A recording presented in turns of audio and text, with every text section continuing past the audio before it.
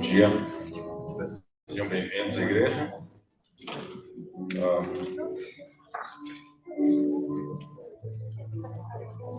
Tinha uma... Não sei quantos de vocês conhecem o Charles Swindoll, é um dos meus pregadores favoritos. Ele era o chancellor do Dallas Texas Seminary. Acho que ele deve estar aposentando agora. Mas ele conta que ele estava na fila do drive-thru para ordenar o lanche dele. E a garota que estava atrás estava buzinando, impaciente. Ela estava muito irada pela frequência da buzina. E aí ele chegou no caixa e pagou pelo dela e pagou pelo dele também. Pagou pelos dois. Quando a menina se aproximou da primeira janela, viu que ele tinha pago, ela falou assim, ela ficou super agradecida porque ele tinha pago pelo lanche dela. E aí, quando ele foi pegar o lanche na próxima janela, ele pegou os dois lanches.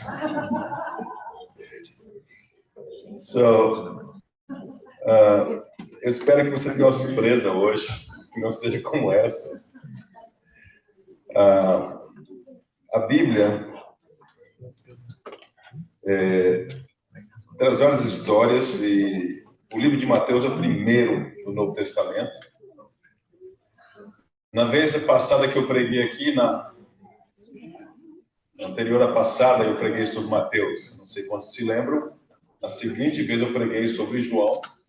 E eu vou voltar ao livro de Mateus agora. Você se lembra aí do texto, do título do sermão que está no boletim?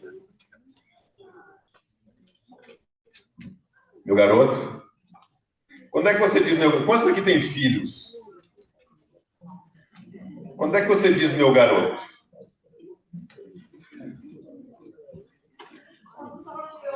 Está orgulhoso, né? Meu garoto. Eu queria que você saísse daqui hoje com a certeza de que Deus olha para você e fala assim, meu garoto, minha garota. Deus é o Pai que todos nós temos e que às vezes nós ignoramos a existência dele. Por causa das coisas que estão acontecendo ao nosso redor. Essa analogia de pai e filho na Bíblia ela é muito importante. Olhar Deus como pai. Quando Deus criou Adão, a Bíblia diz que ele criou Adão a sua o quê? Imagem e semelhança, né? Quando você olha para um filho seu, eu estava olhando aqui para a irmã, estava olhando para a família que estava aqui, né? Cantando. Eu falei, a filha dela é a cara dela. Mas quando eu olhei para o outro aspecto, quando ela virou, eu percebi que o nariz é um pouco parecido com o do pai. Quando os pais olham para o filho e veem ele com os filhos, existe uma grande alegria no pai e na mãe. Porque você consegue ver no seu filho aquilo que você é. Algumas vezes, eu fico um pouco assustado, porque eu vejo coisas que eu não quero ver no meu filho. Mas Deus, quando olha para você, ele fica orgulhoso de você. Ele quer que você saiba algumas coisas sobre o que é ser um filho. E quando você tem um filho, aliás, Adão, Deus teve um filho à sua imagem, que era Adão. E quando Adão teve o primeiro filho, a Bíblia também diz que aquele filho que Adão teve era a sua imagem e semelhança também. E quando a gente olha para vocês, a gente vê as crianças de vocês, né? O Davi mesmo, quando eu olho para o Davi, eu vejo o Léo estampado, não só na cara, mas também no temperamento, né? Do jeito de ser. E Deus fez isso com um propósito, para que você entendesse que, você, assim como você olha para o seu filho, se você tem um filho, é esse o amor que Deus tem por você. E quando você tem um filho, lembra quando você segurou seu filho pela primeira vez na sua mão? Quem sabe a primeira fralda que você trocou? Eu tenho alegria de dizer, eu tenho orgulho de dizer que eu troquei a primeira fralda do meu filho. Eu não troquei muitas depois, mas a primeira fui eu que troquei. E quando você tem um filho, você quer estar com o seu filho, você quer proteger o seu filho, cuidar do seu filho, você quer que ele saiba que ele não está sozinho, Você quer o melhor para o seu filho, você quer um futuro que vai ser prominente para o seu filho, e você quer que o seu filho entenda que ele não está sozinho nesse mundo, que você está do lado dele. Eu não dava muito valor a isso quando eu era muito pequeno. Mas quando o tempo foi passando, eu começo a olhar para o passado e vejo o que minha mãe queria dizer. O que meu pai queria dizer. Quando eles diziam que eles iam estar comigo, eles iam me proteger, que eu me cuidar. Então, o Ben, ele tinha 1 ano e 4 meses, mais ou menos. Era mês de novembro, mais ou menos, em Michigan. Não sei quantos de vocês já moraram em Michigan. Em Michigan tem o que se chama do Lake Effect, né? O efeito do lago. Porque você tem Chicago aqui, o lago está aqui, e do outro lado está Niles e também está Barron Springs, né? Só tem um semáforo lá, a gente chama de Barron Springs. É muito pequenininho, mas toda aquela região ali, quando Chicago é conhecida como Windy City, e o vento bate em Chicago, passando pelo lago, e leva toda a umidade que cai em forma de neve durante o inverno, lá em Barron Springs. E Barron Springs é muito frio. Era mais ou menos o mês final de novembro, começo de dezembro.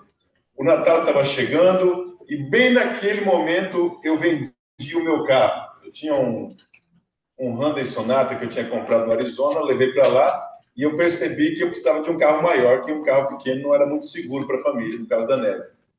Então eu troquei, aliás, naquele interior eu fiquei 2 semanas sem carro. E o meu filho, quando nasceu, ele tinha asma.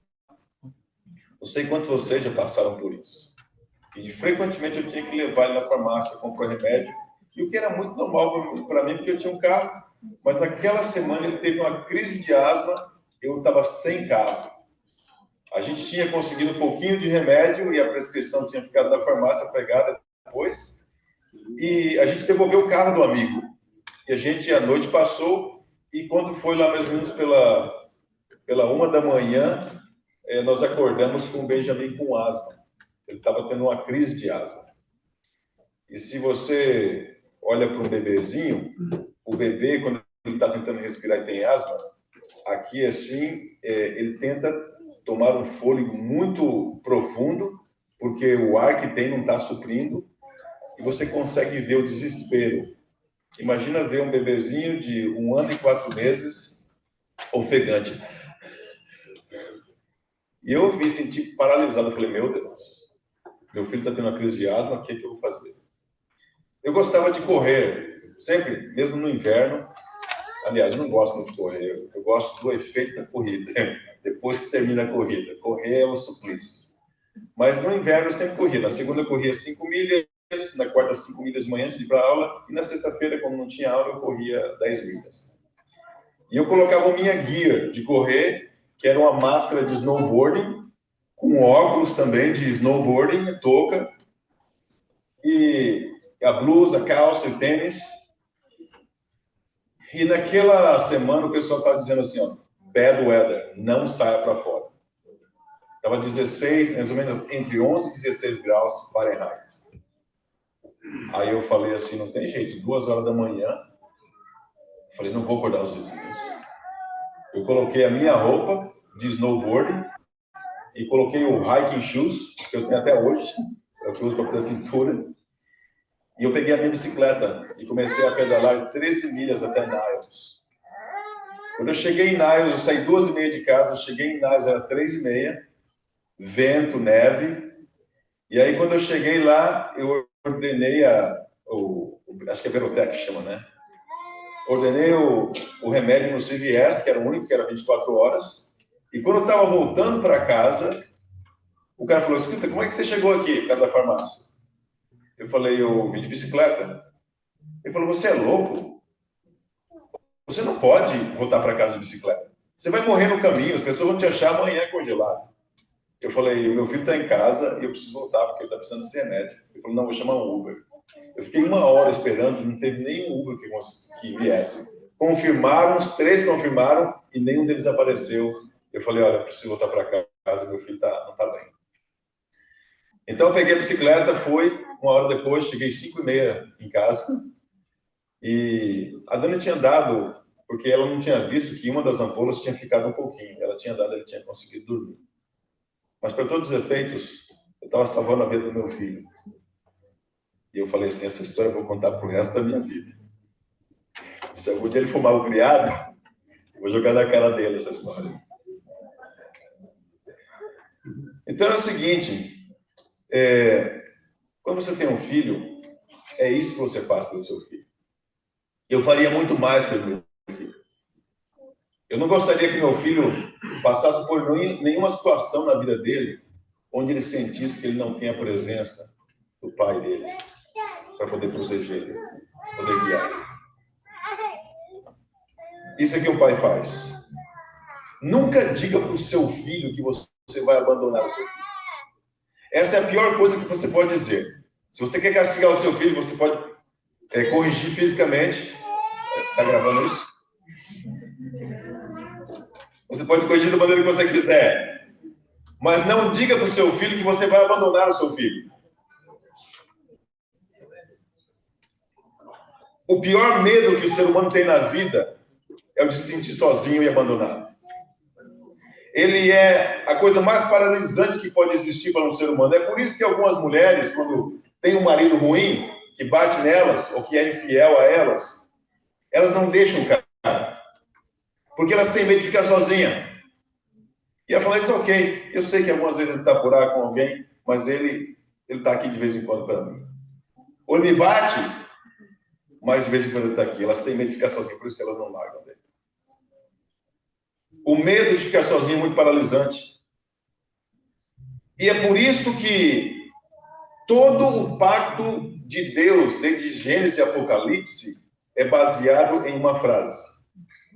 Não tema, eu estou contigo. Todo o tempo na Bíblia você vai ver Deus dizendo isso. Não tema, porque eu estou contigo. De Gênesis e Apocalipse. Se você olhar na Bíblia, lá em Gênesis, Deus ia conversar com Adão e Eva. Todos os dias. No final do dia, Deus ia conversar com eles, porque ele queria dizer assim, eu estou com vocês. Depois que Adão e Eva perderam depois que foi quebrada essa conexão social entre Deus, social e espiritual, entre Deus e Adão e Eva, Deus começou a fazer toda classe de imagens para lembrar Adão e Eva e todos os seus descendentes que ele estaria com eles. Se você olha na Bíblia, você vai, por exemplo, Israel. Quando Deus tirou o povo de Israel do Egito, como é que ele estava lá com o povo de Israel?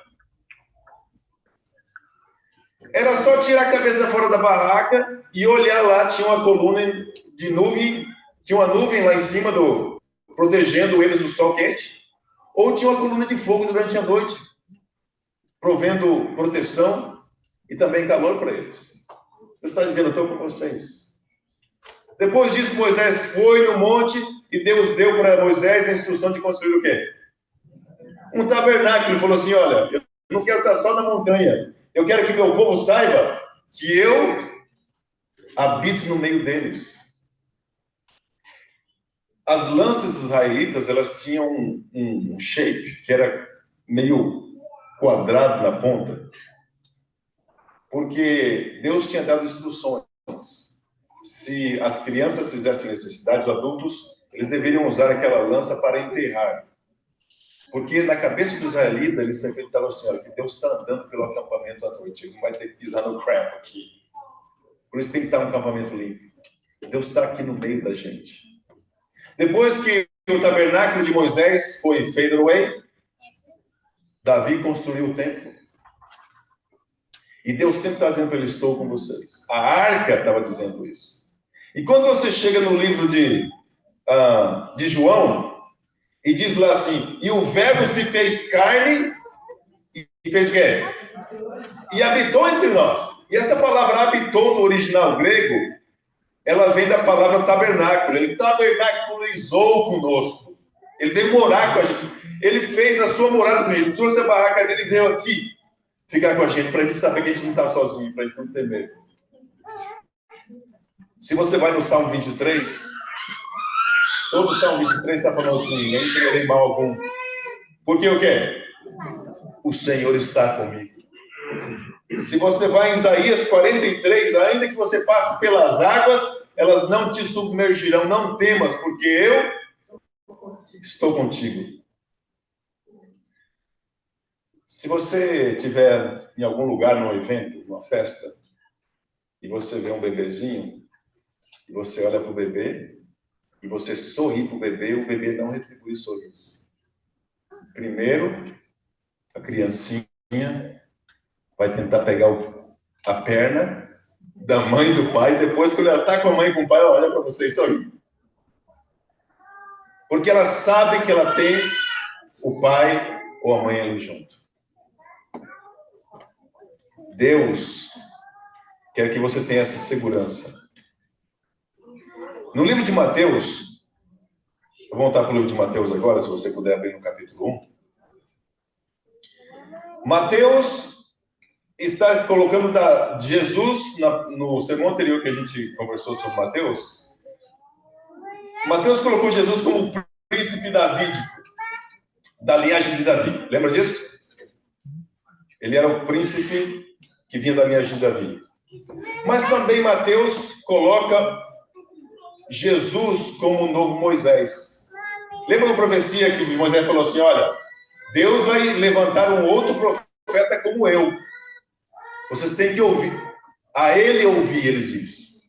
Jesus é o cumprimento desse profeta que foi levantado. E é por isso que o livro de Moisés, como eu disse para vocês lembram o livro de Mateus? O número 5 é importante. Vocês lembram do número 5 do livro de Mateus? Tem 5 mulheres na genealogia de Jesus. Não deveria ter nenhuma, mas tem 5 mulheres. Quem são elas? Raabe, Tamar, Maria, Ruth.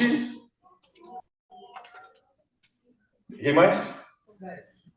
Quem que é?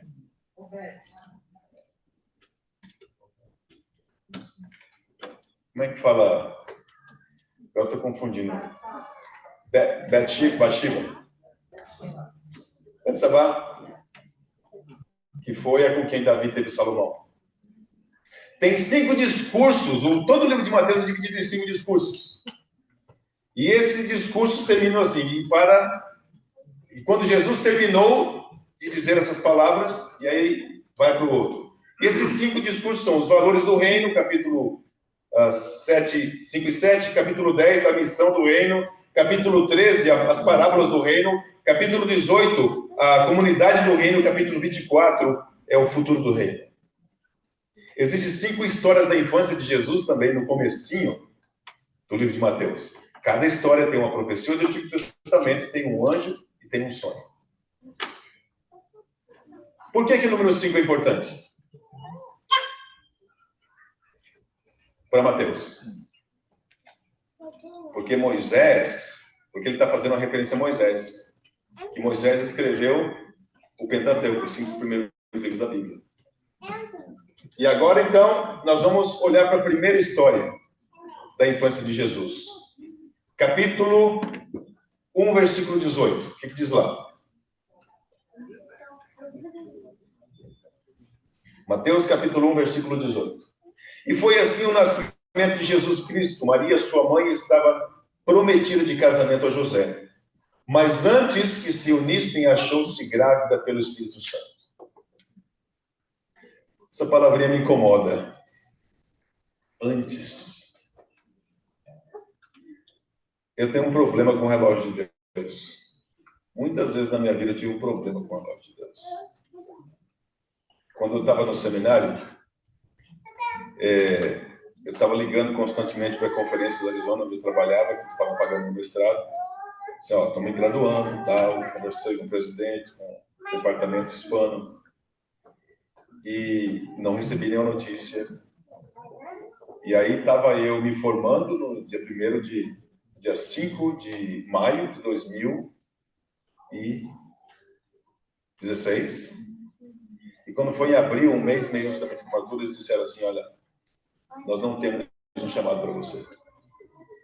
E infelizmente nós vamos ter que cortar dois staff aqui na associação, por causa que os fundos estão bons.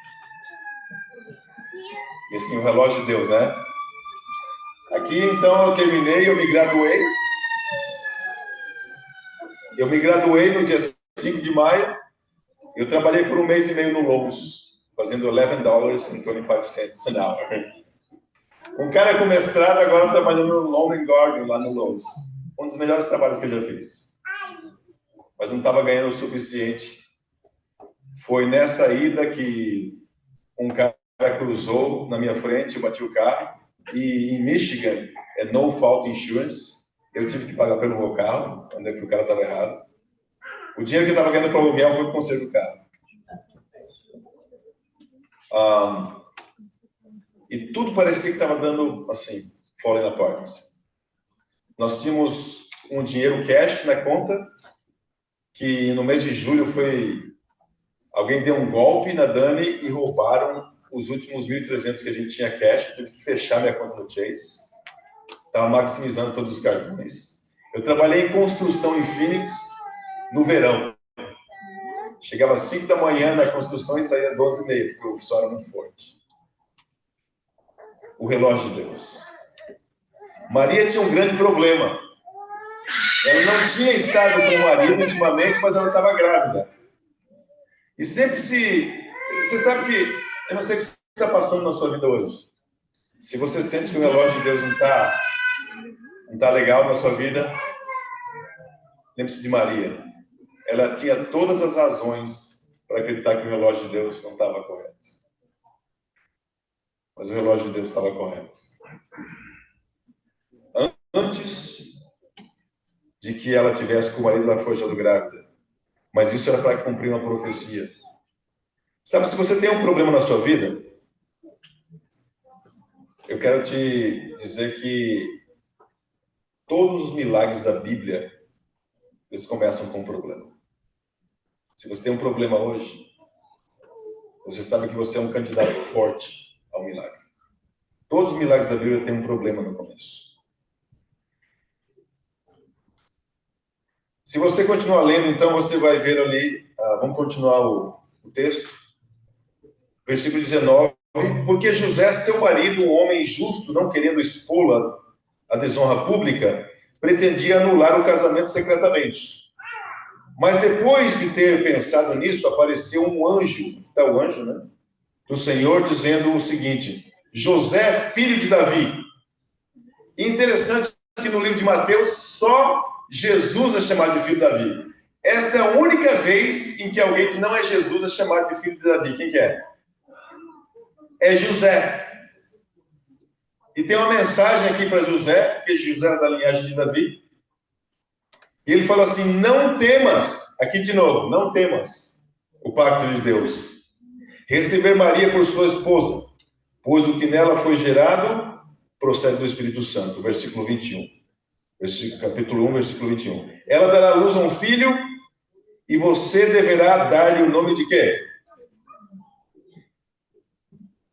O que diz aí? Jesus. Jesus, eu disse para vocês anteriormente que Jesus é a transliteração no Novo Testamento. De qual nome no Antigo Testamento?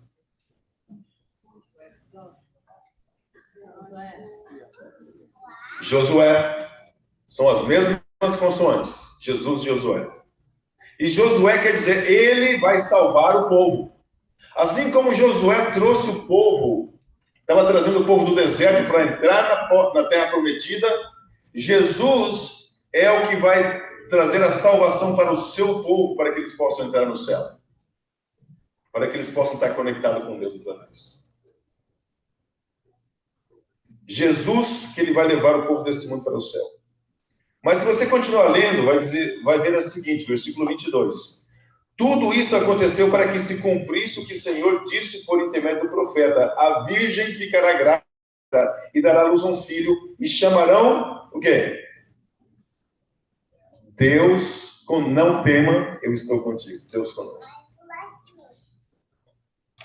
Então, se você olhar aqui em Mateus, ele está querendo trazer de novo aquela frase do pacto. Deus conosco. Para que a gente saiba que ele está do nosso lado. A despeito dos problemas, a despeito de Maria estar grávida, e que ela agora seria deixada sozinha, provavelmente seria apedrejada se descobrisse. Deus está dizendo, eu estou contigo. Emmanuel. Agora, de onde sai essa profecia? Você sabe de onde saiu essa profecia? É importante você olhar, quando tem uma profecia em Mateus, você vai para o Antigo Testamento. Capítulo 7 de Isaías. E se você for no capítulo 7 de Isaías, você vai ver o que está acontecendo. É que o rei Acaz, no sul, o reino do sul, você sabe que Israel foi dividido as 10 tribos do norte e as 2 tribos do sul. E agora eles estavam guerreando uns com os outros. O rei do norte se uniu com os assírios e vinha atacar o rei do sul, que era Acaz. E aí, se você olhar lá no versículo 10, capítulo 7, versículo 2, Deus está falando com Isaías e fala assim: informaram o rei, a Síria montou acampamento em Efraim, com isso, o coração de Acaz e do seu povo fez o quê? Se agitou-se, como as árvores das florestas se agitam com o vento. Eles ficaram com tanto medo que pareciam árvores agitadas. O exército está vindo, está acampando ao redor. Então o Senhor disse a Isaías: sai e leva o seu filho, Ser-Jazube, vai encontrar-se com Acaz no final do arqueduto do açude superior. O que era que Acaz estava fazendo no arqueduto superior? Jerusalém fica no alto da colina. Havia um problema muito grande, que Jerusalém não tinha um rio, não tem um rio que cruza no meio dela. E toda vez que os inimigos fossem atacar a cidade, Jerusalém ficava refém dos inimigos, porque não tinha água dentro. Então Acaz foi olhar o reservatório de água, para ver se ele tinha água suficiente para segurar até a batalha. E aí Deus falou para ele assim, olha, se você olhar ali, no arqueduto, versículo 4, diga a ele, tenha cuidado, acalme-se, não tenha medo. De novo aqui ele fala, não tenha medo. O seu coração não se desanime, ele diz, porque eu estou contigo. E aí ele falou assim, Acaz, me peça um sinal para eu mostrar para você de que eu estou com você. E a gente sabe pelo contexto, pela história, que Acaz não pediu um sinal para Deus, porque ele já tinha feito aliança com o Egito, que estava vindo para ajudar ele. Mas Deus falou assim, mesmo assim eu vou te dar um sinal. E o sinal que Deus deu está no versículo 14. Por isso o Senhor mesmo dará a vocês um sinal. A virgem ficará grávida, dará à luz a um filho e o chamará Emmanuel. Essa aqui é a profecia que é contada lá em Mateus. Ou seja, nós não sabemos, a Bíblia não diz, mas houve uma criança na época do rei Acaz que nasceu de uma concepção virginal. Maria não é a única virgem que teve uma criança. Houve uma aqui nesse contexto, onde nasceu essa criança que não tinha um pai biológico, e quando essa criança nasceu, a mãe tinha que cuidar dela e dizer assim, olha, o nome dele é Emmanuel, né? Emmanuel quer dizer em ou com, Manu quer dizer nós, El quer dizer Elohim, né? A abreviatura de Elohim, ou seja, Deus conosco. Toda vez que você tiver um nome que termina ou começa com El, é uma referência a Deus. Então, assim, a mãe tinha que cuidar e dizer assim, Emmanuel, ou seja, Deus conosco, vem cá. Deus conosco, aqui tá comidinha para você, Deus conosco. Deus conosco, vamos trocar sua fralda. Deus conosco, está na hora de tomar banho. Toda hora que essa mulher chamava o filho dela, ela se lembrava de que Deus estava com ela. Era esse sinal que Deus queria dar para Acaz.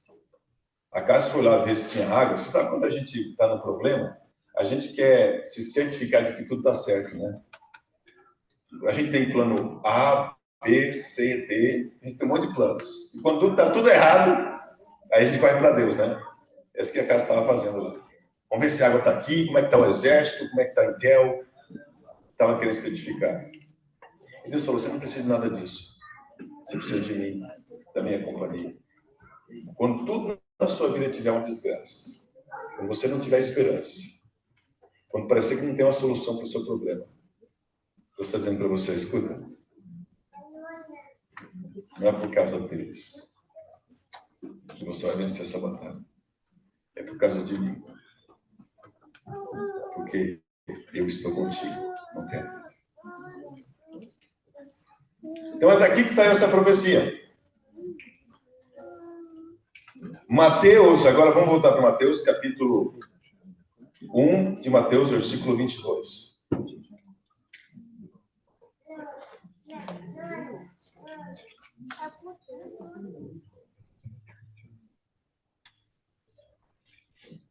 Alguém pode ler o versículo 22 para a gente, por favor?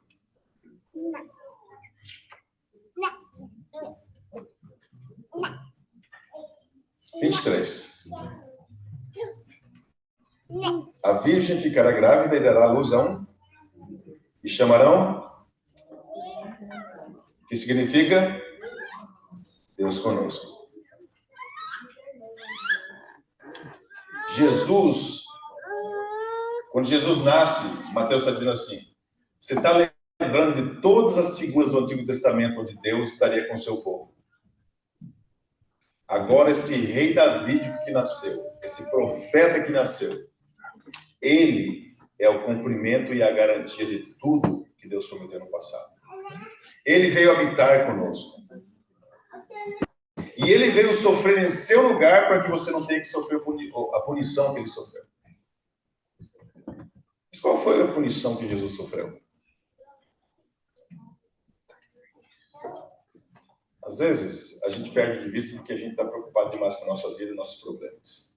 Nossas contas para pagar, assegurar que nosso trabalho vai dar certo. Mas o que Jesus sofreu, eu não me canso de ler as páginas do Desejado, onde fala da descrição de Jesus na cruz. Apesar dos nervos e tecidos das mãos e dos pés de Jesus terem sido rasgados, apesar do sangramento massivo, apesar do sofrimento, que a cruz não era para matar, era para judiar da pessoa, apesar de tudo aquilo, tem uma frase do livro Desejado que me toca e diz assim, que Jesus mal sentia a dor dos caras. Mal sentia a dor dos caras. E a dor que ele sentia era por causa da separação que houve entre o Pai e ele. Foi o único momento na história da humanidade, na história do universo, onde a Trindade, a relação da Trindade esteve rompida. E esse foi o desespero, a angústia que matou Jesus. Eu me lembro assim, o que eu posso comparar? Eu lembro que a Veja, no Brasil, no ano de 2000, foi no agosto de 2000, me trouxe uma reportagem de um submarino russo chamado Kursk. Não sei quantos de vocês se lembram disso. Pessoas desse tempo de antigo, né? 2000, agosto de 2000, Kursk. O Kursk foi um submarino russo que estragou no mar e perderam o controle dele e ele foi parar no floor, no chão do oceano. Naquela época, os ingleses estavam perto do submarino, ficaram sabendo que eles poderiam ter resgatado. Só que precisavam da autorização das Forças Armadas russas para resgatar o submarino deles. Foi uma coisa meio política, porque ia ficar muito mal para as Forças Armadas russas que um submarino inglês tinha resgatado um submarino russo que estava caindo aos pedaços. E eles demoraram para dar a resposta e os russos tentaram resgatar os próprios, o crew deles, e resulta que eles não conseguiram. E o tempo passou. E um dia depois foi autorizado aos ingleses entrarem e tentar resgatar, mas quando chegaram lá foi muito tarde. Eles descobriram que houve um apanho do submarino no bar do oceano e eles foram movendo de um... Sabe quando o submarino ou o navio entra água no compartimento, eles têm a escotilha. Ele tem que fechar a escotilha e isolar aquele pedaço. Eles foram isolando as escotilhas e eles ficaram presos em um lugar. E naquele lugar que eles ficaram presos, você tinha ali os marinheiros e eles tiveram tempo de escrever cartas para suas famílias. Se você tivesse tempo de escrever, se soubesse que você fosse morrer e tivesse tempo de escrever uma carta, o que você escreveria? Para quem você escreveria? Houve uma pane, houve uma explosão, queimou o oxigênio e eles morreram. Mas uma das cartinhas dizia assim: Alone, estava em russo, né? Mas dizia assim: sozinhos no escuro. Esse foi o sentimento de Jesus. Desamparado, bruised, machucado. Ele perdeu de vista a face do Pai, sozinho no escuro. Sem trabalho, sem lenço, sem documento. E o desejado de todas as nações diz que ele foi para o túmulo, foi para o sepulcro, sem ter a certeza de que ele ressurgiria depois, de que ele estaria vivo do túmulo. Ou seja, Deus morreu na incerteza se ele viveria de novo ou não. Só porque ele nos ama. Só para você entender que ele ama você. Só para dizer para você: não temas, eu estou contigo. O que quer que você esteja passando hoje, Deus está com você. É um paradoxo que existe na Escritura, né? Porque Emmanuel, Jesus Emmanuel, Deus conosco, e Deus não estava com ele. Passar por tudo isso sozinho. Jesus sempre chamou Deus de Pai na Bíblia.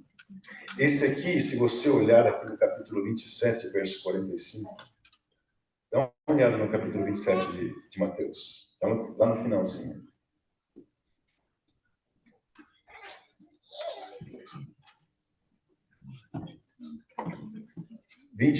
Verso 45. E houve trevas sobre a terra, no meio-dia, às 13 horas da tarde. Por quê? Por volta das 3 da tarde, versículo 46, estou lendo agora. Jesus bradou em alta voz: Eli, Eli, que quer dizer meu Deus, meu Deus. Lama sabachthani, que significa Deus meu, por que me abandonaste? Eli quer dizer meu Deus. Jesus sempre chamou Deus de Pai. Esse é o único lugar da Escritura onde ele chama Deus de Deus, porque ele se sentiu distante de Deus. Por que o Senhor não está comigo? Por que o Senhor me abandonou agora? No pior momento. E Mateus é um livro que ele é um inclusio, né? Que é chamado um sanduíche. Lá no comecinho do livro de Mateus você tem assim: ele seria chamado Emmanuel, Deus conosco. Mas no final, na grande comissão, o que Mateus diz? E eis que estou contigo todos os dias. Não é alguns dias, é todos os dias, até a consumação dos séculos. Nós vamos ver um vídeo agora. Esse vídeo foi refeito, mas é um vídeo de um livro que virou filme, de um antigo livro russo que virou filme. E esse vídeo ele expressa um pouquinho do sentimento que provavelmente Deus, o Pai, e Jesus tiveram na experiência do sacrifício de Jesus. Quero ler o verso, antes de ver o vídeo, quero ler o verso que está em Apocalipse, no finalzinho da Bíblia, que eu disse para você que era de Gênesis Apocalipse, o pacto, né, de Deus. Capítulo 21 de Apocalipse, versículo 1 a 3, diz assim: Então vi novos céus e nova terra, primeiro céu e primeira terra já tinham passado. O mar já não existe, a cidade santa, Nova Jerusalém, que descia de Deus, da parte de Deus, preparada como a noiva adornada para seu marido. Ouvi uma voz que vinha do trono e dizia: agora o tabernáculo de Deus, ou seja, Jesus é o tabernáculo. Lembra que ele falou para os judeus? Você destrói esse templo, em 3 dias eu volto a reconstruir, está falando do próprio corpo dele. Agora o tabernáculo de Deus está com os homens, com os quais ele viverá. Eles serão o seu povo, o próprio Deus estará com eles e será o seu Deus. E enxugará dos olhos toda lágrima, não haverá mais morte, nem tristeza, nem choro, nem dor, pois as antigas coisas passaram. Esse aqui é o momento que Deus fala assim: finalmente Finalmente estou com minhas crianças de novo, que eu perdi lá no Jardim do Éden, para nunca mais me separar delas. Finalmente. Quando você olha para o seu filho e passa tempo, às vezes, sem ver o seu filho, você quer ter o filho para proteger, para cuidar, né? Minha mãe, quando o vídeo está pronto? Pronto. Deixa no gatilho aqui, eu já vou dar o sinal. Minha mãe faz um pão gostoso. Muito gostoso. É o melhor pão do mundo para mim. E aí eu voltei, depois de 5 anos, eu voltei para o Brasil. Minha mãe tinha feito uma tachada de pão, né? Uma fornada de pão. E o pãozinho da minha mãe é queimadinho assim na superfície. Ela fala que nunca fica bom, mas é porque não fica bom que eu gosto. Fica meio embatumado, duro. Eu passo margarina e como aquilo lá. Meu filho também gosta de comer o pão, né? Então, e aí eu falo, mãe, quando eu dou aquela mordida no pão, eu sinto o cheiro, o gosto. Eu lembro de quando eu tinha 1 ano de idade, quando eu comi o pão pela primeira vez. Eu falo, mãe, você não sabe o que eu sinto quando eu como esse pão. Tanta saudade, mãe. 5 anos sem ver você. Aí minha irmã olha assim, me vira assim e fala assim, a mãe só fez pão porque você estava vindo. Eu falei, como assim, mãe? Ela falou, filho, eu nunca mais fiz o pão. Eu falei, por quê? Porque toda vez que eu fazia, eu me lembrava de você. Jesus, quando ele foi para o céu, ele falou assim, olha, nunca mais beberei do suco da uva. Tem Santa Ceia hoje, né, pastor? Nunca mais beberei do suco da uva até aquele dia que eu encontrar com você de novo. Porque Jesus, toda vez que bebe de suco da uva, se lembra de você. Deus te ama. Você é filho de Deus. Filha de Deus. E Ele quer que você saiba que não importa o que você esteja passando, quer que você saiba, não temas. Eu estou contigo. Jesus morreu na cruz para deixar isso claro para você. Essa é a mensagem do Evangelho. Não temas, eu estou contigo. Eu sou teu Pai. Vamos ver o vídeo.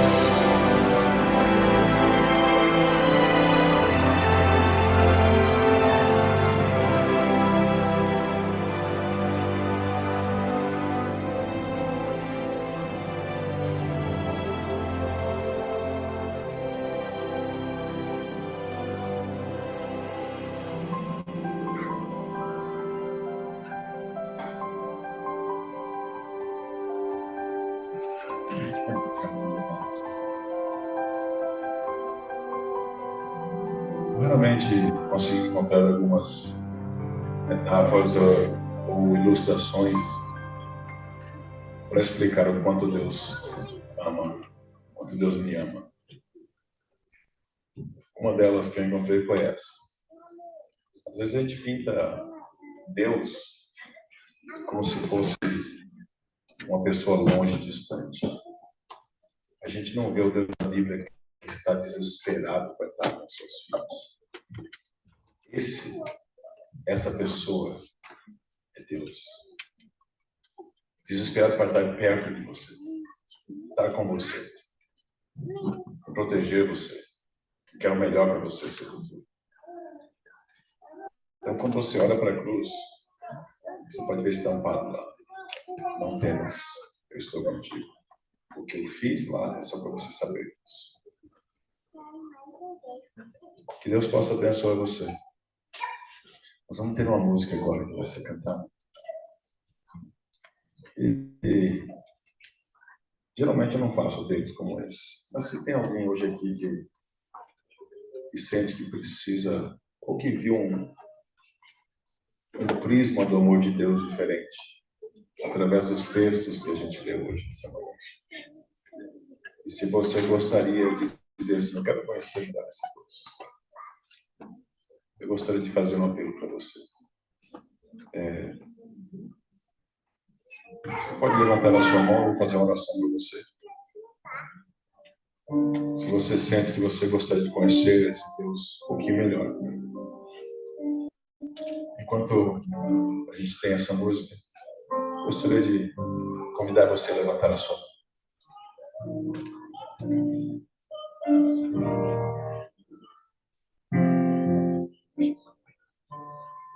Eu já fui ovelha errante, do pastor eu me afastei, quis seguir os meus caminhos e do abismo eu me ausentei. Foi um passo após o outro, sem notar eu me perdi, e já era noite escura, quis voltar, não consegui, e cercou meu desespero, tive medo de morrer, pois o frio congelava, não podia me mover, porque foi assim tão longe, que tolice cometi. Se pudesse eu voltaria para nunca mais sair. Se você levantou a sua mão, vem aqui, vamos fazer a oração. Quer que você venha aqui? Vamos fazer a oração.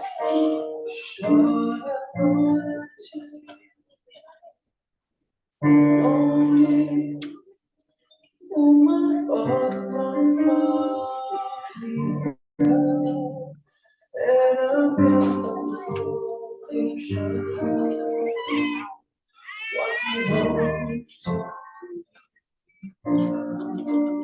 me avistou lá no penhasco e correu pra me alcançar, estendeu seu cajado, conseguiu me resgatar.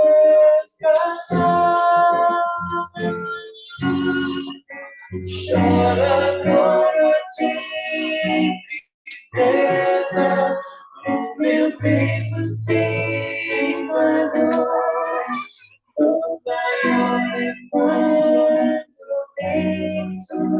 que deixei o meu pastor, que me abraça em seu peito e com força me sustém. Seu amor então me acalma e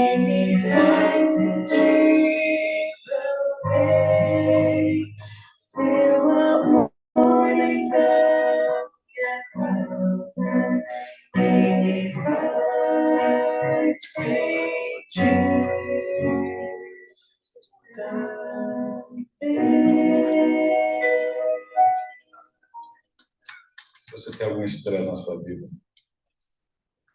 está te incomodando muito e você não sabe como resolver, a Bíblia diz assim: qual é o pai que vai dar para o filho um escorpião se o filho lhe pede um peixe? Deus cuida das coisas mínimas de nossa vida. A gente estava no acampamento semana passada. Eu me lembro que a chave de um truck tinha sido perdida.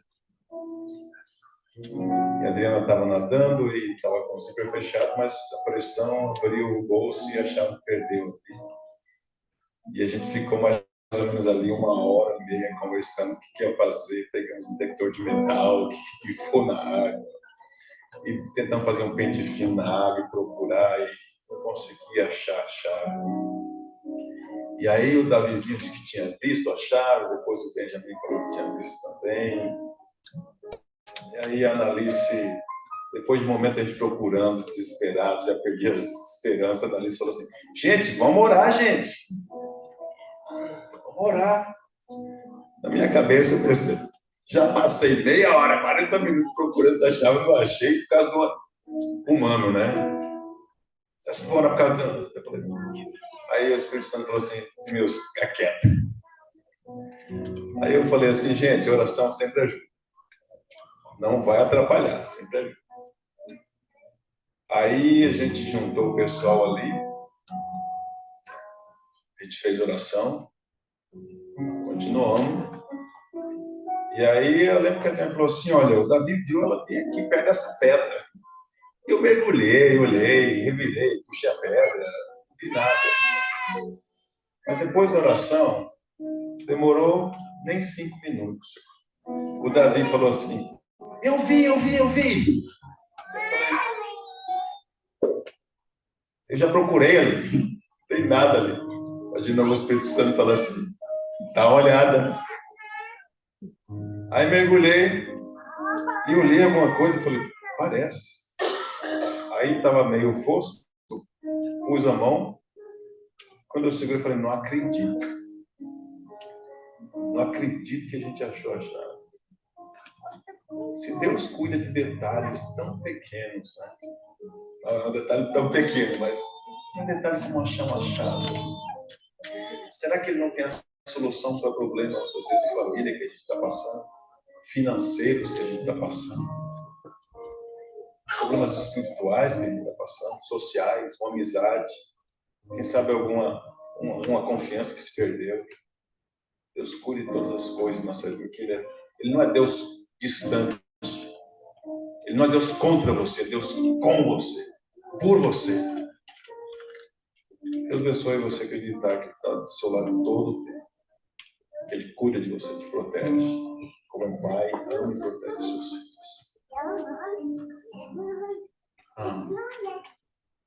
Se você ainda sente que você quer conhecer melhor esse Deus, eu gostaria de convidar você para se juntar ao grupo de pessoas que está aqui em pé. A gente fazer uma oração, quero fazer essa oração por você. Pai querido, obrigado pelo seu cuidado, pelo seu amor, pela certeza da sua companhia. Obrigado porque Jesus morreu na cruz do Calvário para nos assegurar que o Senhor é conosco todos os dias até a consumação dos séculos. Que o Senhor quer cuidar de cada detalhe da nossa vida. Não micromanage, mas cuidar, porque o Senhor nos ama. Dá-nos a tua companhia, a tua presença. Cuida desses detalhes, quem sabe desses assuntos cruciais que às vezes tiram nossa paz. Dá-nos a paz de saber que o Senhor está cuidando de todos os detalhes.